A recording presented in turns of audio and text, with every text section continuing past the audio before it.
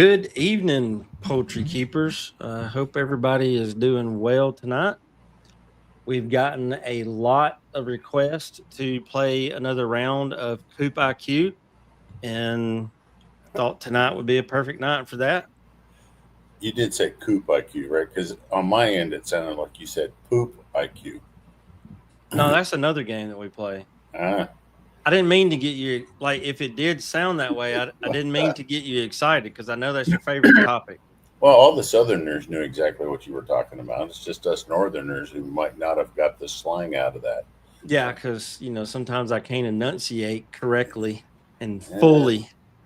the further you get below the Mason-Dixon line, the The harder it is better it sometimes. is. Yeah, okay. There are some good things down there. Look, I have nothing against the South. It's just some of y'all just don't enunciate well, right? Look, I will be the first to admit that the Southern hospitality that you hear of is not what it once was. And also, a lot of people have negative connotations about Yankees, but I actually am treated very well every time I step north of the Mason Dixon line.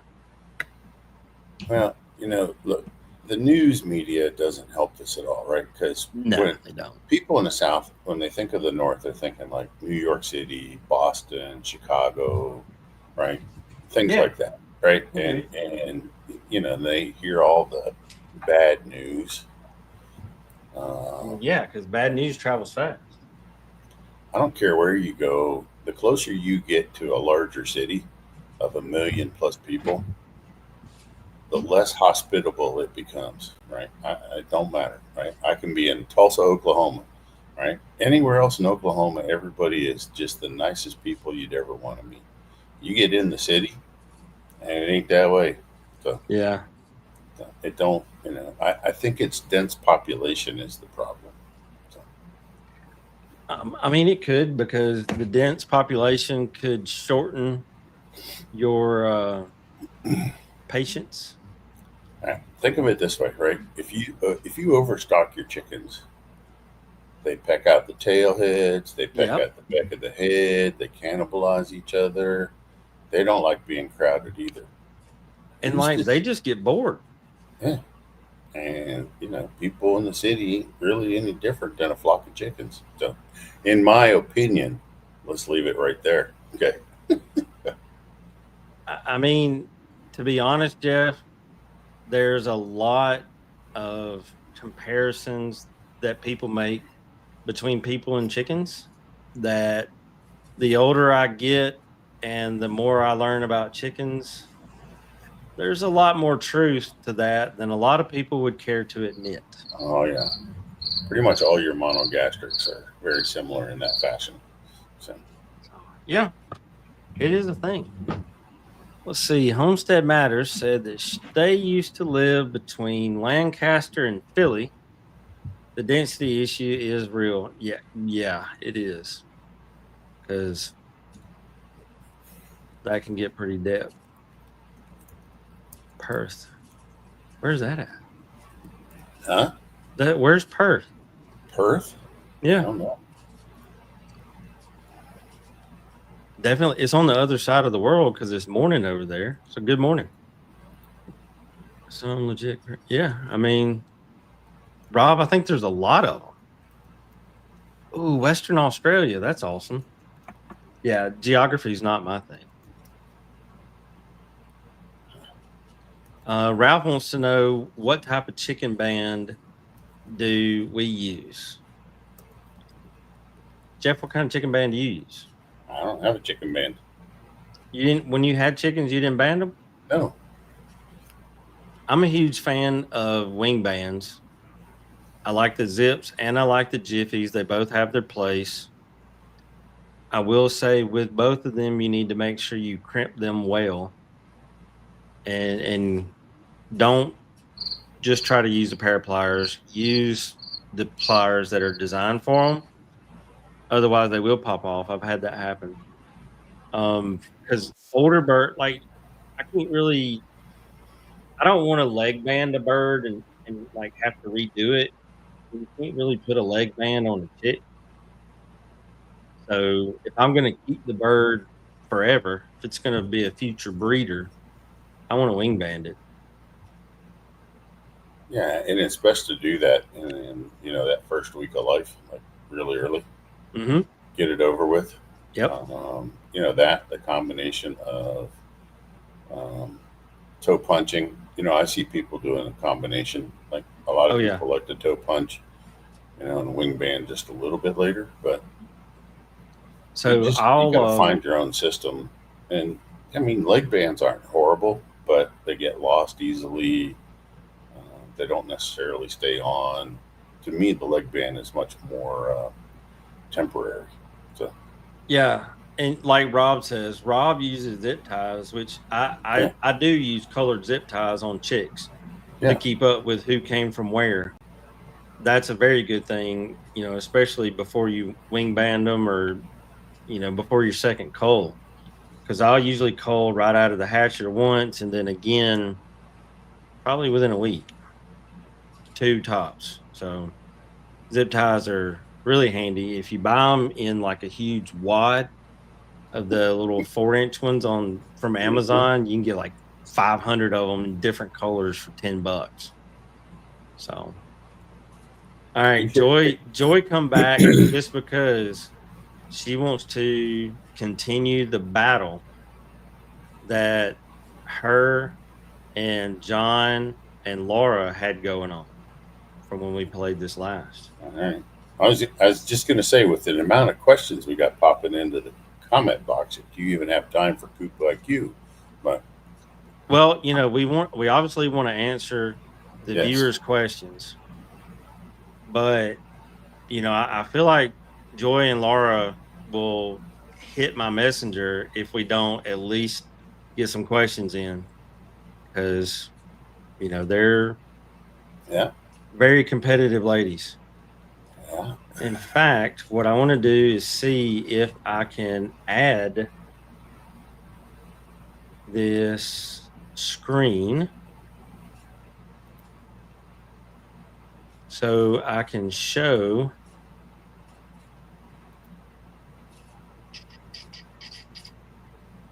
No, it's just want me to share my Google. So it's in Excel. Laurie has 3.5 points. Joy has 2. Farman and Art has 1. John Pelton has 5.5. Daniel has half. Laura is killing it with 9.5. Sue has 2.5. Andrew has 1. Kelly has half. Homestead has 2, and Rob has 2. So, yep.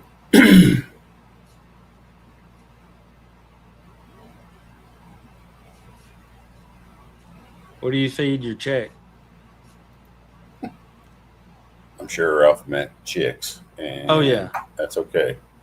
Um, I don't know if Ralph is looking for like a commercial brand recommendation or if he wants the absolute best that money could buy.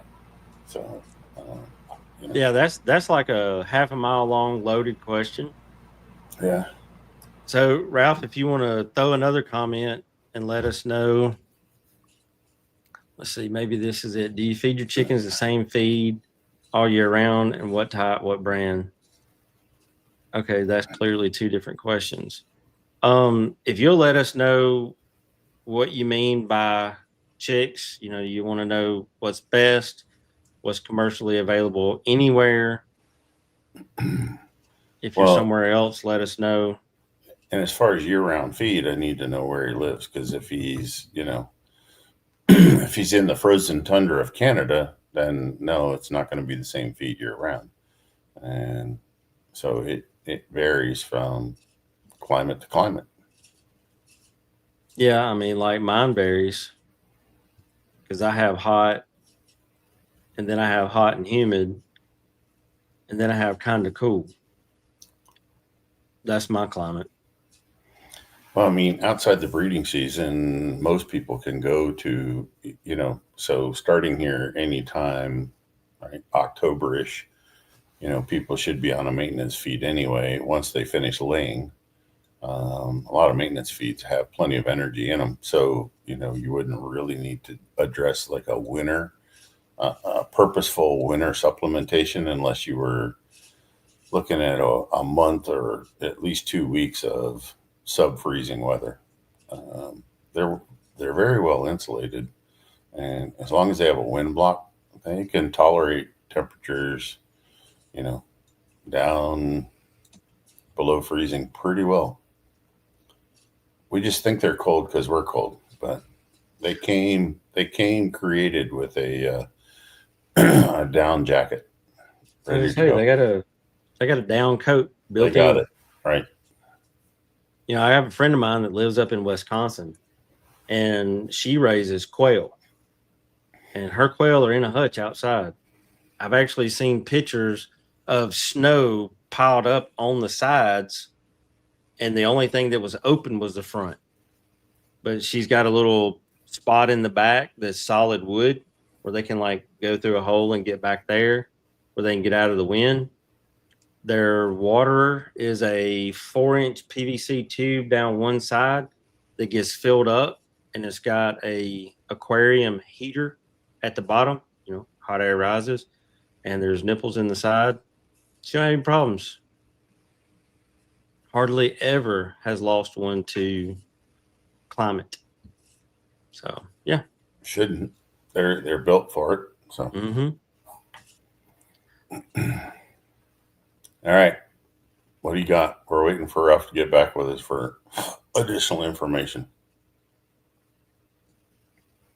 Here's one. What or how, actually, sorry, do you calculate feed efficiency ratios? Let's just, start off with one that's not real easy. Well, I mean, it kind of is, but a lot of people don't get it.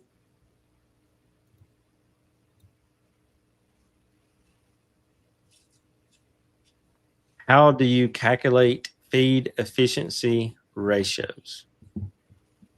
Are you talking about for grow up birds for that are going to be meat? Are you talking about eggs? What do you, or does it matter? Are you We're talking not about you're not we're deviating not here? to the point of layers yet. We're not deep. We're not that deep in it. How do you calculate feed efficiency ratio? There's a question. Yeah.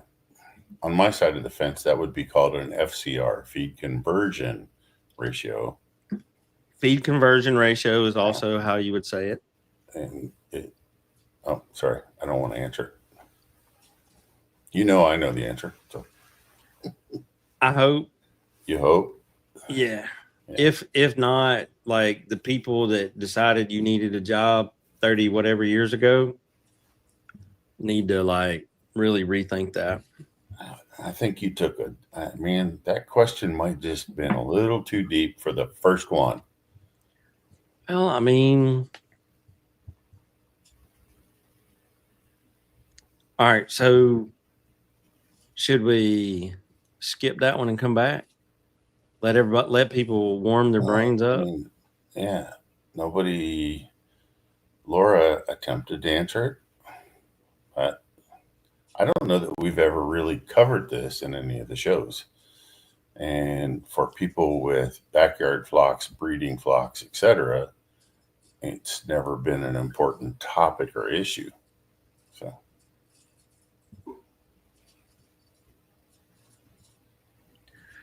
Let's see.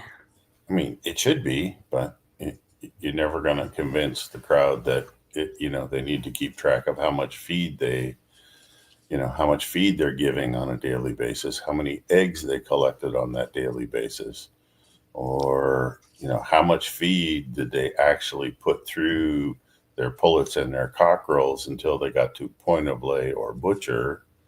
right? So if you don't know how much feed you use, you can't determine a feed conversion ratio. All right.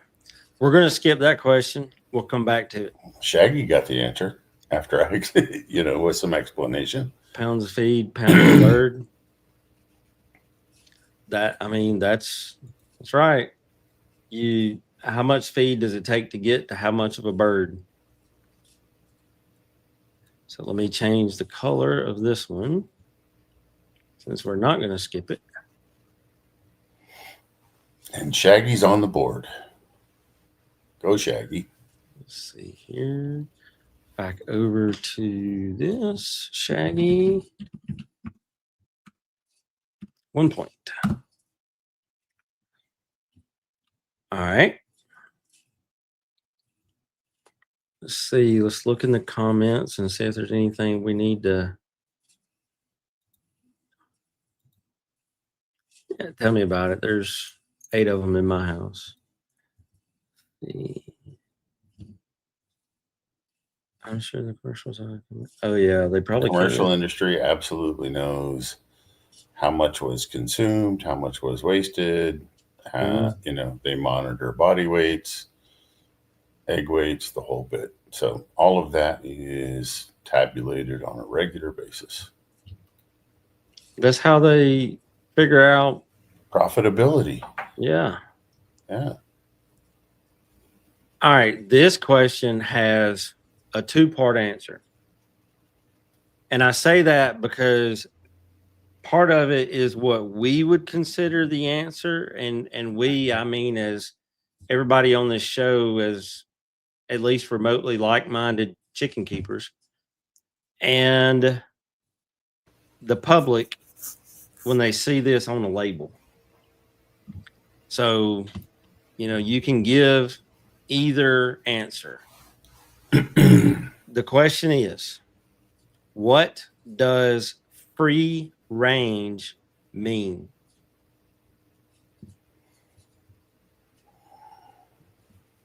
I should find that clip. And we'd probably get banned on YouTube for some kind of copyright violation.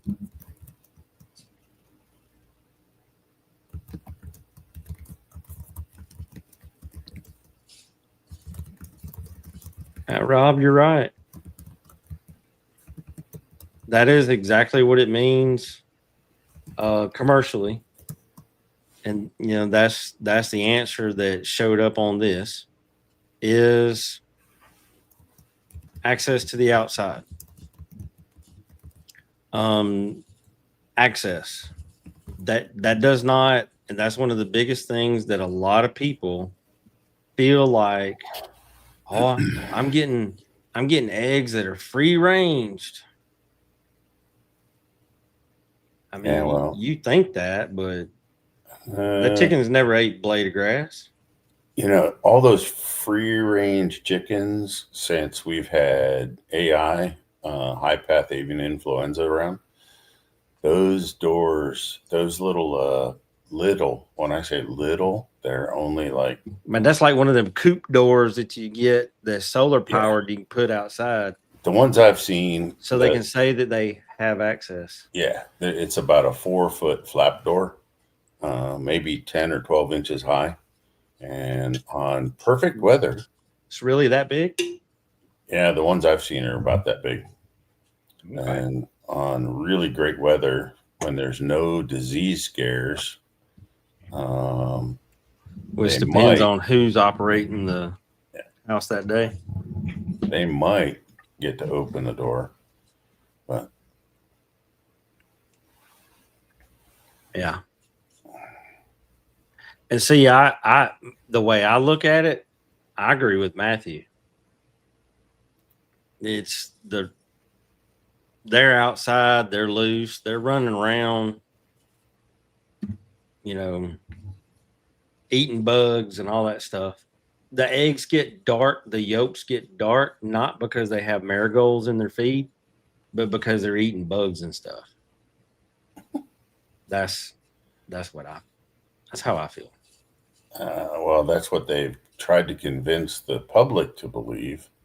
But yeah, commercial laying hens, even if they say they're free range, they're not getting enough bugs to matter. I So, mean, the range part may be accurate, but the free part is not. right. What time of the year, and this should be a dead ringer, what time of the year do chickens usually molt?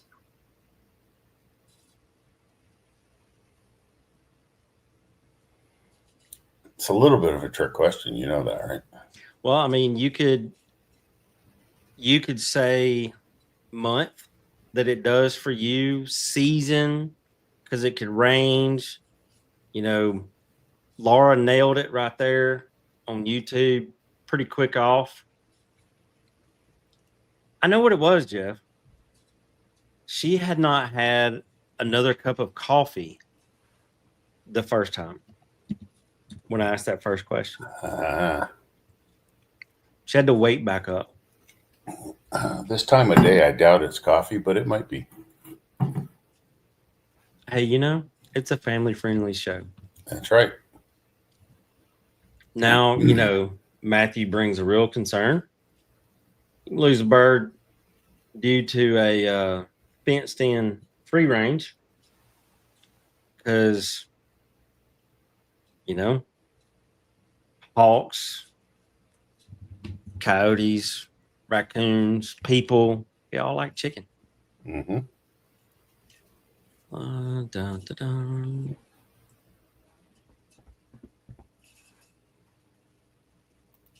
Laura says she doesn't drink coffee. She just has a caffeine pill in the morning. That's what I'm talking about.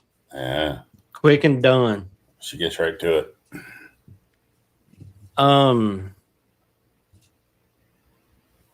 Ooh, here we go. And I haven't seen Cadillac here yet, but if she was here, I know she would know the answer to this one. How do you perform a fecal float test?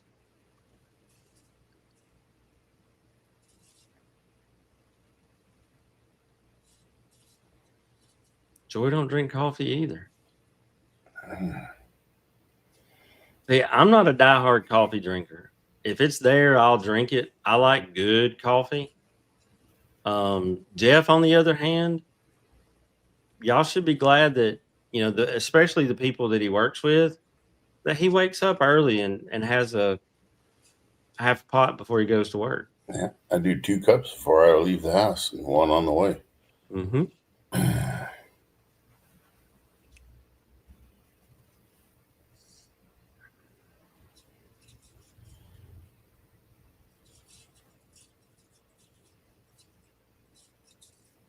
Let's see. I think, Jeff, I may be wrong, but I think Laura's got this one too. Because Rob, it's not water that you mix it with, though, is it?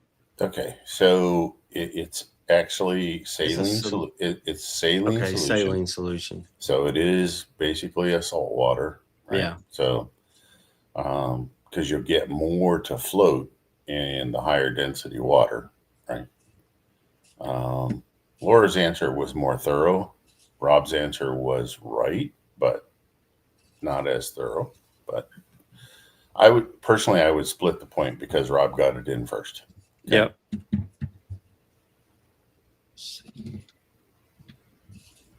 And Rob drinks enough coffee for all of us, all the quitters out there. I'm right with him.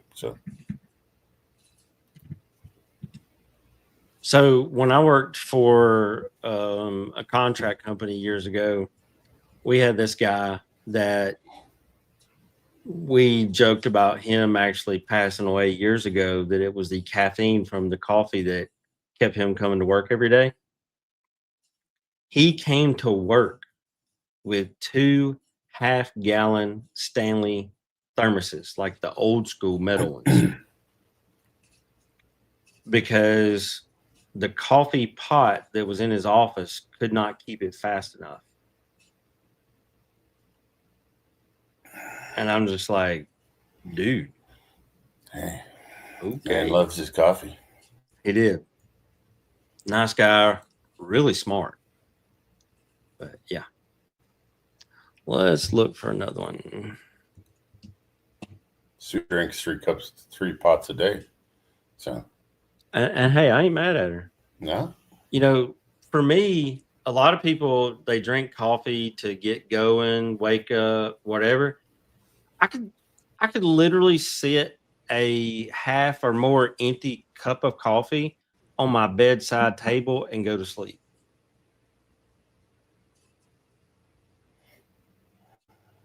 Rob, you use a 10 cup espresso mocha pot to make your big cup of coffee? all right, we got to get off the coffee thing. I'm excited to know that I'm in a good group of people with Man, yeah. Sue and Rob, right? So I have limited myself to 48 ounces of coffee a day. Okay, so And I'm confident occasionally, that you calculated out. yes, sir. I'm a calculating kind of guy. I can see that. Next question.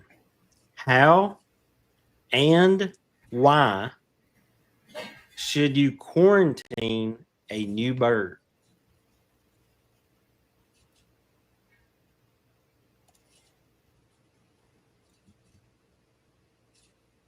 Everybody should know this answer. Rob, I don't know if it's a cure for ADHD because it doesn't really slow mine down.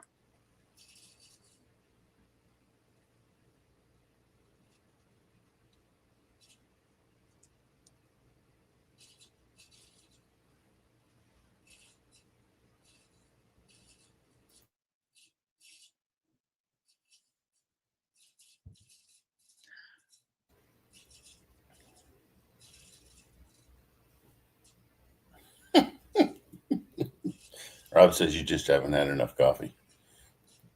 Okay. Keep going.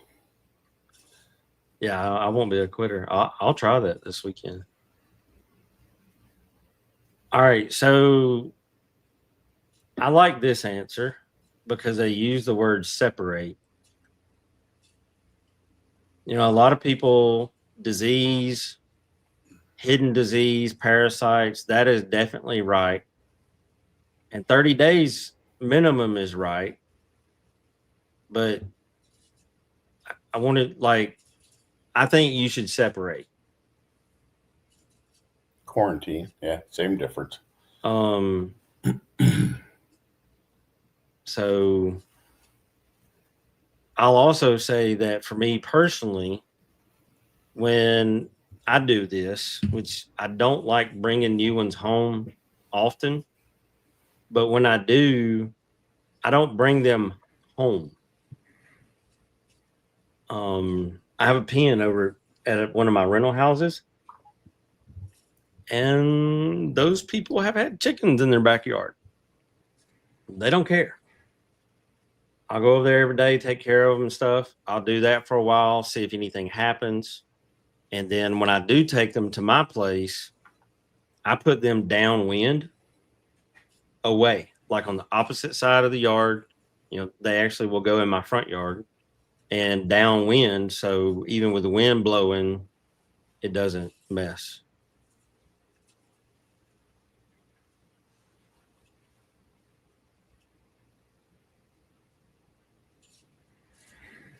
But Rob, I don't want to focus on boring things. Hey, But a lot of stuff is boring. it's worth a try. Right? What do you got to lose? It could help me get through the day. Yeah. Ooh, some of the stuff. Let's see. Let me mark this one. Give points.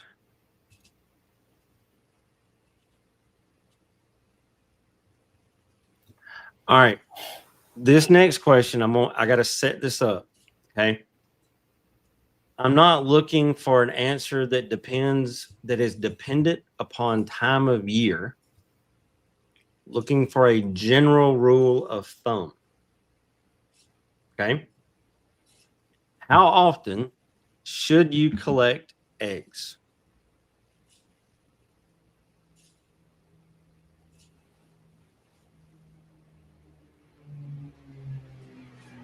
Ooh, can I answer?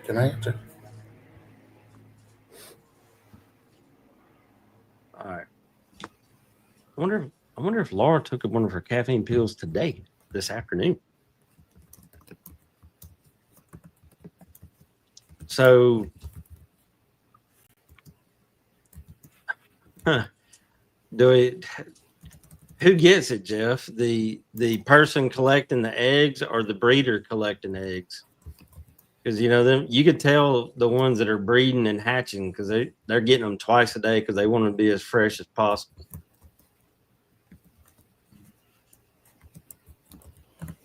Well, I just posted my answer. So I like twice a day too. oh, wait, you said this isn't dependent on anything, right? So not time of year, not whatever.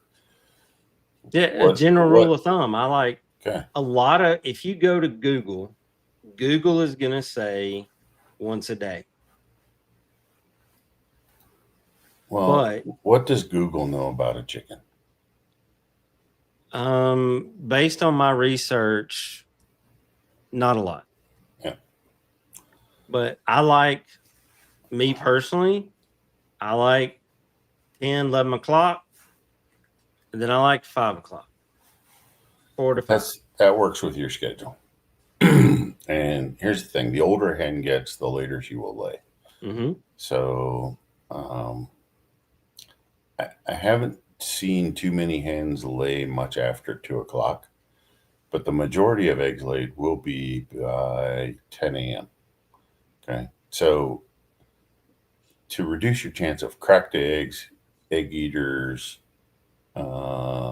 cleaning a bunch of eggs because of, muddy feet, poop, whatever, right? So if you get out there and you get them by 10, then you have less egg washing or egg cleaning to do. And then if you get the stragglers at 2, or, if you're feeding in the late afternoon, which is also optimum, then you can go out there and get your eggs. 4 or 5 is fine. It doesn't really matter the second collecting, but getting the morning eggs out of there, the sooner you get them out, the less chances you're going to have of egg eating or breaking eggs, which oftentimes turns into egg eating or cracked eggs or whatever. So whether you're selling eggs, whether they're just for you or whether you're a breeder, getting those morning eggs out of there promptly should be important. If you're home to do it, right? If you're not, then consider like a rollaway nest box or something where the egg gets out of the way. So the birds that I have that do the majority of my laying, I got a pretty decent sized flock of American breasts. And I have them in a 10 by 12 Alumicoop with the reverse rollaway. So you just walk around the back, open the door, grab them, you're good. I really like that. Those nest boxes are not cost efficient, but they are labor saving devices, in my opinion, because I don't have to wash eggs. I don't have to do none of that. They're there, and I go to one spot to collect them. I like it.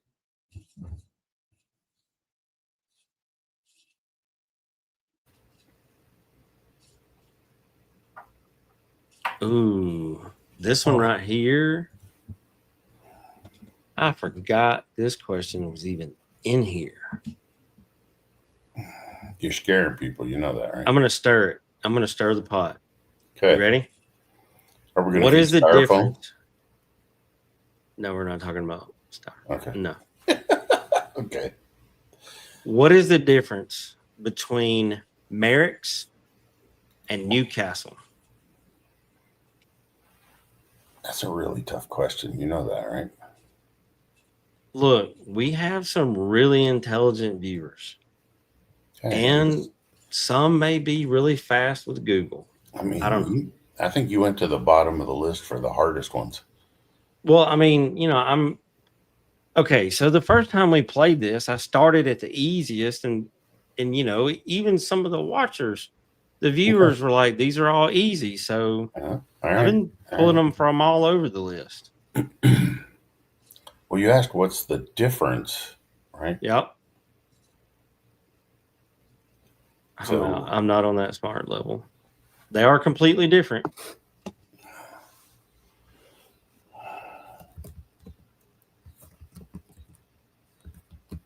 Are you typing in your answer? yeah. All right.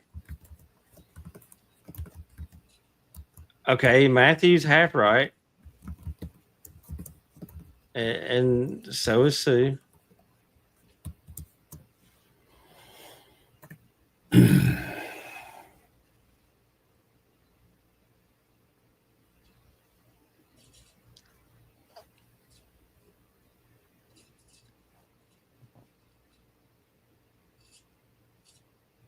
Let's see. This is going all over. I mean, okay, Nurse Joy here is spot on, but Sue's right too because it's higher mortality. This is my favorite. Matthew remembers that Marek's is herpes. What Newcastle's totally escapes because I mean, until I started doing this, I'd not studied Newcastle's. Let's see. From what I have, Marek's is caused by herpes virus. Newcastle by a paramyxovirus. That was what I found. Now, I'm sure that Joy could probably pronounce this word better than me, but that's what it says Newcastle's is.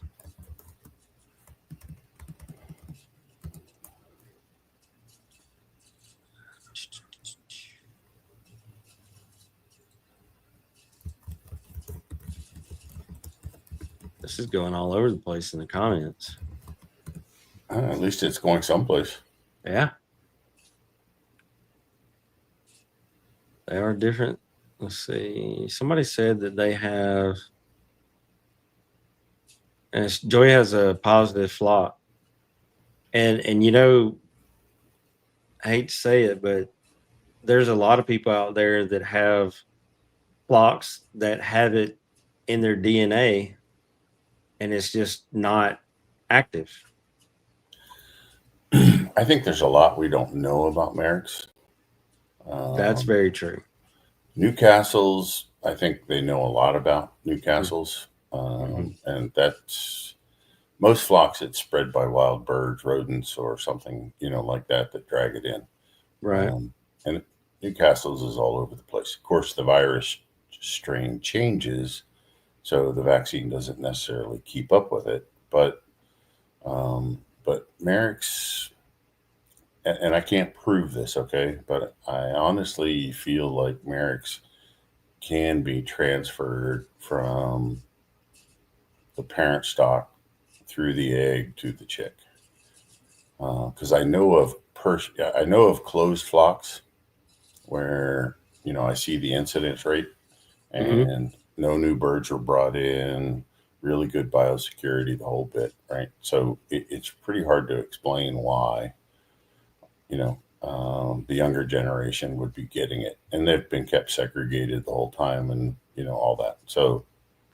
So when I interviewed Dr. Morishita about, and we talked specifically about Merrick's in depth, um, what she says is the reason that it is if you if a hen hatches the egg, I mean, well, yeah, if the hen hatches, but when the hen lays the egg, her bodily fluids are on that egg, the bloom, whatever. If that chick hatches with the hen, no question about it. Can it get it? Yes. It's there. It's going to come in contact with the shell, everything else down the road. If you have a situation where you take the eggs and completely sanitize them and hatch them, and they never come in contact with that environment that they came from again, the chances are significantly decreased, but they're still there. That's what the best way I can get that she explained it to me. Again, as far as we know scientifically, and Rob says that, only mycoplasm has passed through the egg, that we have confirmed that. Okay? Yeah. We know that has vertical transmission. Mm-hmm. Again, just in my time, Marek's is showing up in places where it shouldn't be showing up, right? Yeah. Again, with great biosecurity, right? No foreign birds being brought in. The farmer didn't go visit someplace. No wild bird exposure, the whole bit. So, so it's got to be being passed somehow. And even people that are sanitizing the eggs, prior to hatching, you still see it cropping up. So, yeah, in my mind, okay, I'm not saying this is true, but it almost has to be transmitted, from the hen to the chick through the egg. But they haven't proven that yet. Okay, so. And she said that, but she also said that it has not been tested or proven that it does not happen. Right. Next question. Speaking of eggs, what causes thin-shelled eggs?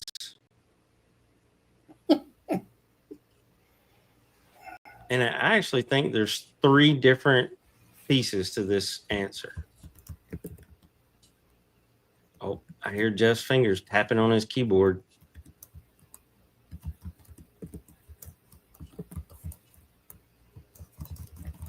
That's one of them, Rob.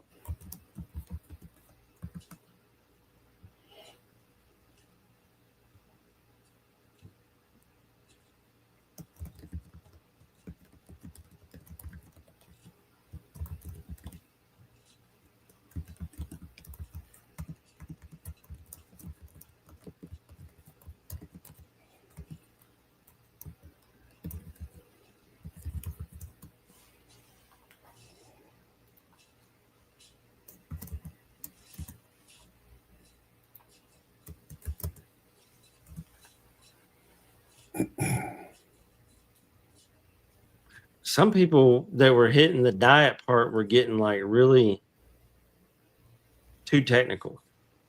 The diet could be poor amino acids, like what was mentioned, poor dietary calcium, really hard water, not allowing the body to absorb calcium the way it should, all that good stuff. Too little vitamin D.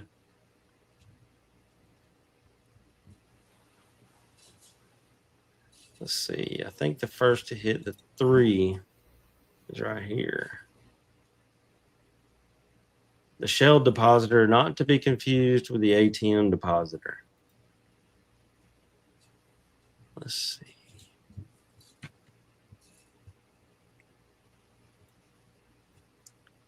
Now, do we have... I thought I saw a question.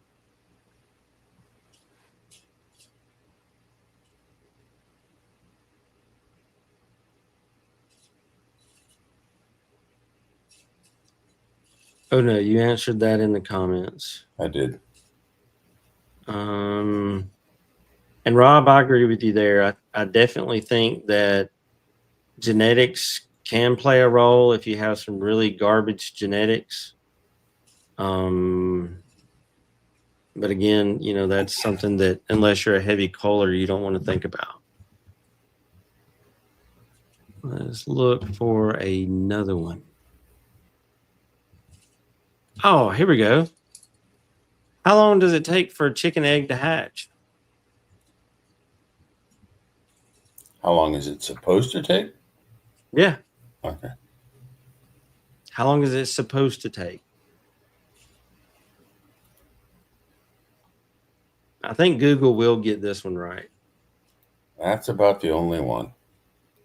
Yeah. Let's see. That is 21 days. Now, again, I will say this time of year, I've seen it take less and I've seen it take longer.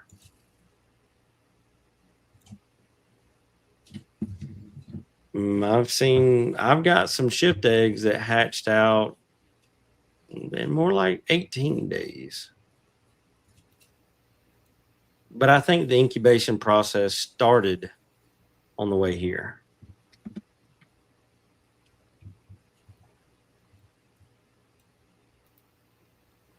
All right, that one goes to Joy.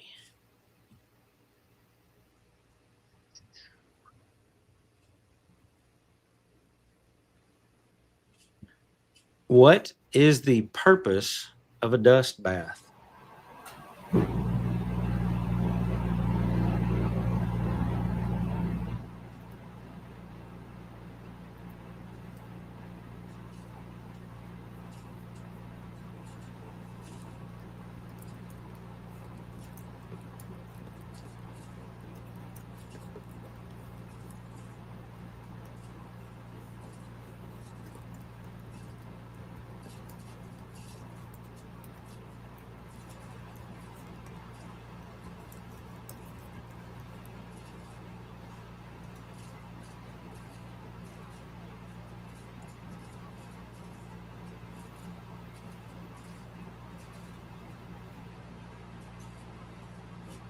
Did you get your answer yet?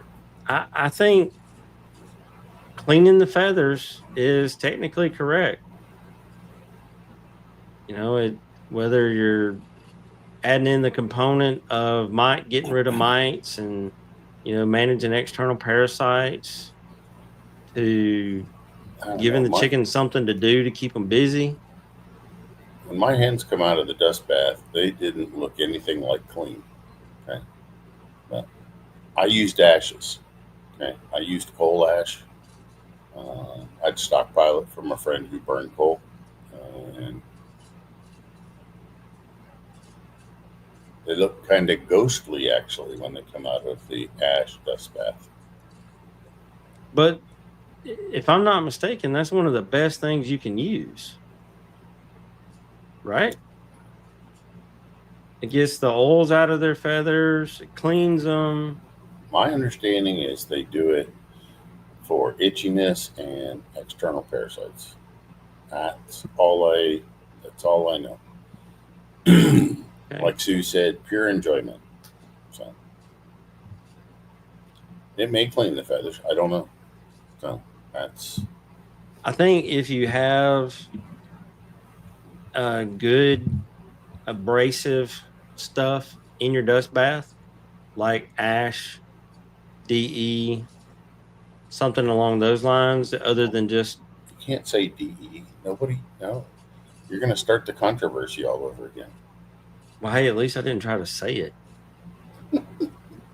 I mean, we've already brought up Marek, so you know, I could go get my tinfoil hat and stick it on. Yeah, see, Sue's already on it, man. She's on her bandwagon. Look out. No to DE. So.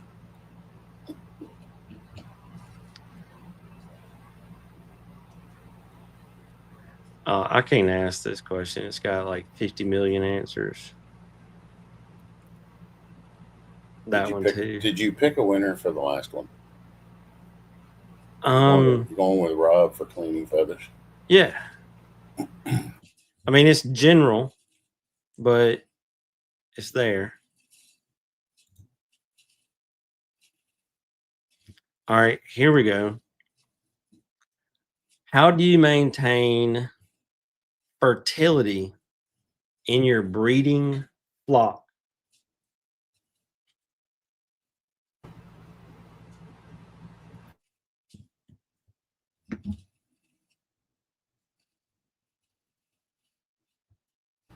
thought we were going to leave politics and religion out of the show. That's about where you went with that question. I mean, not politics. It's very heavily opinionated how you maintain fertility in your flock.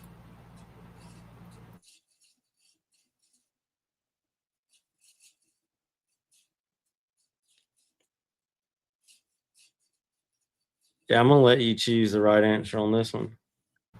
No, you're not. I mean, everybody's all the way around it. I ain't putting my neck out there. You asked the question, you're on your own this time.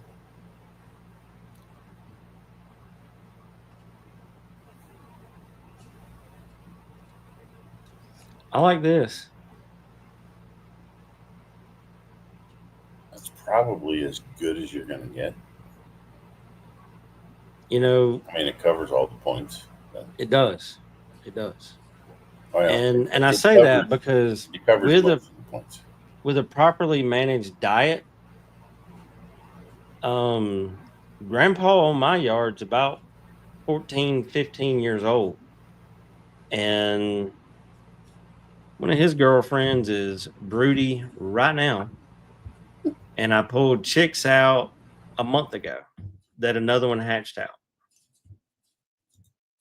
So, I learned a thing or two from Jeff about the vitamins and minerals that specifically help with that. And Didn't you molt him yet? we didn't really molt a whole lot this year. Okay. I've been doing my best to manage the feed intake and consumption to manage their size. Like I actually fill in my birds every so often and check them out. And they didn't really feel like they weren't squishy. They didn't really need to lose a whole lot of weight. And I was like, I'm not gonna make it. It's if it happens, it happens. If it don't, it don't. And I did feed once. A couple of them did in some of the pens. I started feeding everybody a molt ration for about 3 weeks to really jack the fiber levels up. And some of them it pushed feathers on out and made everything work. Others, they were like, you know what? I don't feel like doing it this year. We were naked last year and we're not going to do it. So, All right. You got time for one more question? yep, I'm trying to find one that won't like blow up the board. Yeah.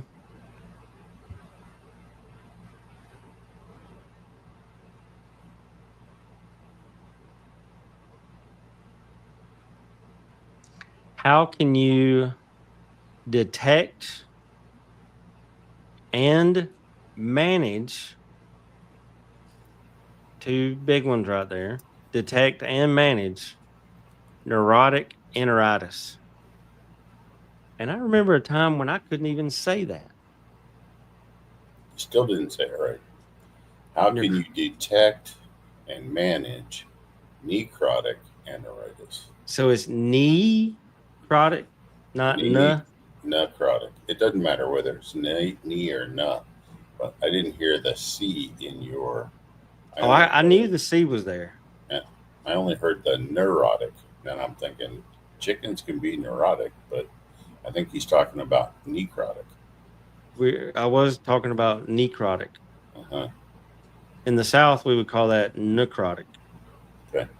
Enteritis. Either one's fine. So you left the T out of there. And see, look, Rob is dead on it. He got it. No, two completely different things. But you know, there's people out there that say everything is coccidiosis. Yeah. Necrotic enteritis is typically caused by Clostridium bacteria.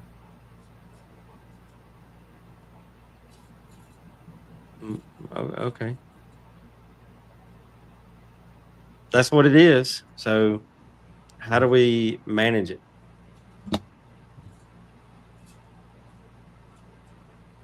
Let's see, we don't feed on the ground. We don't spill feed. We don't let the feed get wet and stay there for 3 days. So, I had somebody ask me why they should drill holes in their feed cups.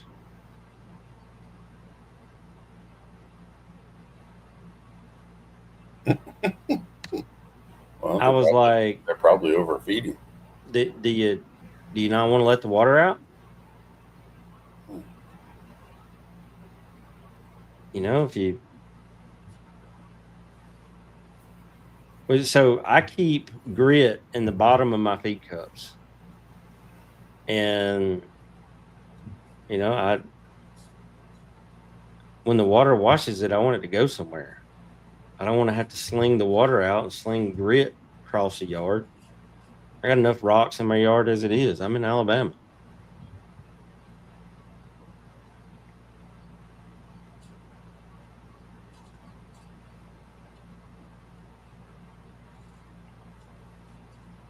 All right. I Pick a think winner. I was gonna say. I mean, people are.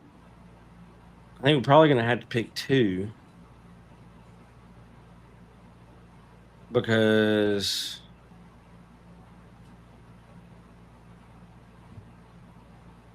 I mean nobody really talked about managing. Yeah, Laura got it. Diarrhea and cleanliness.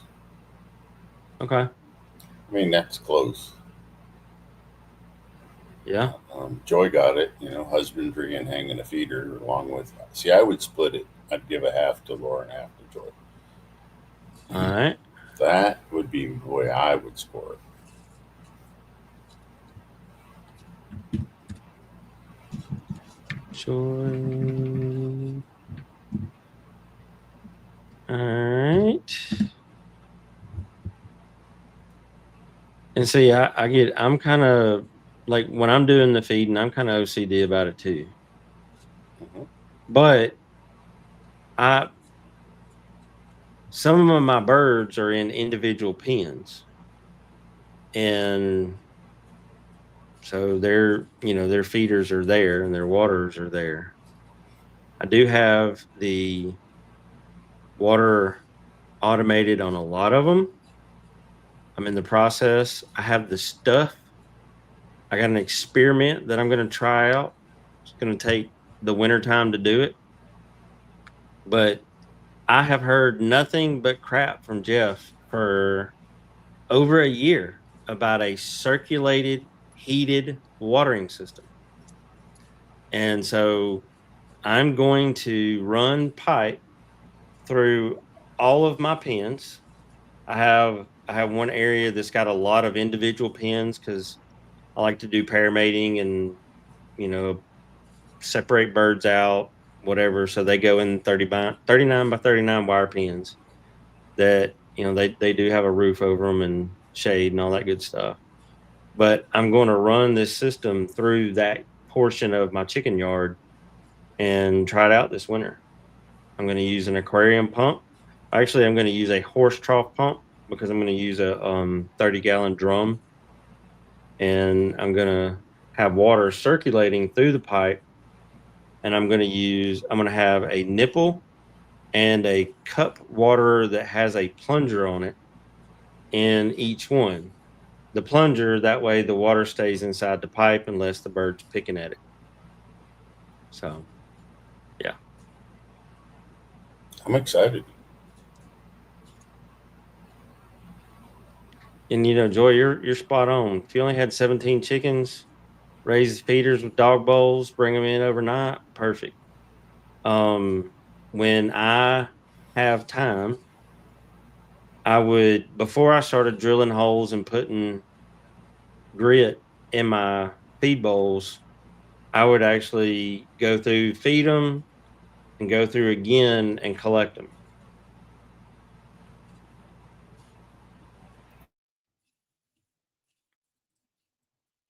And ended on Keanu's question.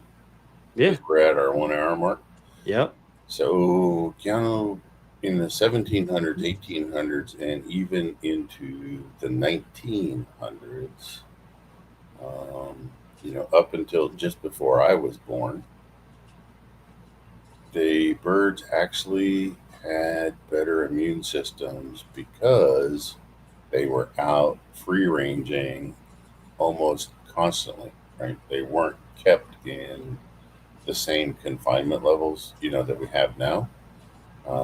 There's pictures of, actually, there was a turkey march there were certain towns where, the turkeys were kept completely outdoors. They had shelter, right, that they could go to if they wanted it, and a place to feed and water. But and a lot of the larger commercial laying flocks, the birds were out roaming the fields, every day. So Well, they had low level exposure to all of these diseases. They build up immunities to it that were passed on to the chick. yep. Now, all the birds are kept indoors. They're given vaccinations and they're managed completely different. So they don't have the same immune system, that their predecessors had in the 1700s, 1800s, 1900s. And we just gradually keep getting further away from that, and that's where anyone will tell you that a free range, offspring that have been able to go out and free range and be exposed from being a couple weeks old to until they start laying eggs, they're going to be the healthiest birds you'll ever have, right? So a true, I hate to even use the word free range because it's been so screwed up over the years, but a truly free ranging bird is always going to have the strongest immune system. And Like, then, selecting, getting rid of the weak, trying to treat birds and keep birds and all that, are not, strong, yep. immune system strong. You're not helping the situation, but we all have compassion and we want them to all live, right? But it doesn't really work that way. I had somebody get on me the other day, and I'm like, look, I'm running a breeding program, not a hospital. And I Yeah, know that if Rick would have heard me say that, it'd have made him proud. I did talk to him today. Things are going well. good. He actually, I got a chipperness out of my interaction with him, so that's really good. Yeah. He did want to say that he appreciates everybody being patient with him when they send him emails and stuff, getting back to him. But he does appreciate the ones that respect his time enough to send the email as opposed to sending a bunch of messages, because he's up and down at all times of the day and night right now. So Yeah, he's got a long road ahead of him. So taking care of number one. All right. Well, with that, I will say good night, everybody. good night.